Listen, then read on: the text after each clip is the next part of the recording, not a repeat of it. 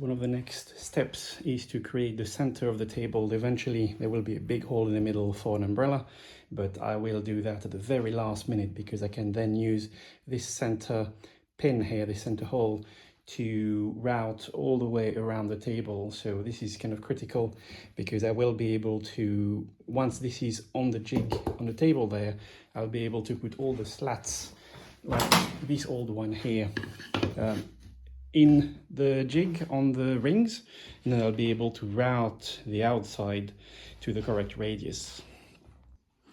So I've used this excellent little acrylic jig by Tamar 3x3 Customs that I bought a while back. So the little pin there is attached directly to a piece of acrylic. It goes in the hole right there, and then you can rotate the jig just like the big one I made by hand, but this one is for smaller radius and a little bit sturdier. And I went down almost all the way there. In places it's still attached. So if I pull that up one-handed, you can see it's just barely gone touching the edges there. So I just have to clean up a little bit, but that piece is almost done.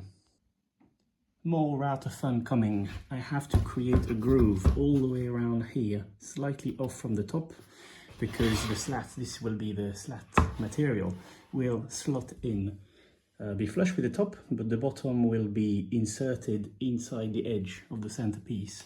So I have to make sure this is flush with the top here. I will create a rebate at the end of the slat there that will go inside here.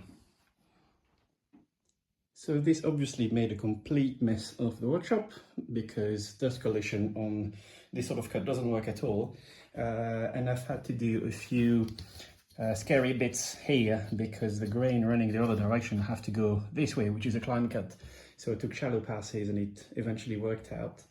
However, I was a bit of a muppet because I started at the bottom because that's what I wanted my reference to be, and I should have started at the top because that meant when I reached the top cut, then the bearing had nothing left to run on. So unfortunately, that is the shaft of the router bit that burnt alongside here. So I'm gonna have to sand that a little bit, but I think overall it's all good. It will be salvageable.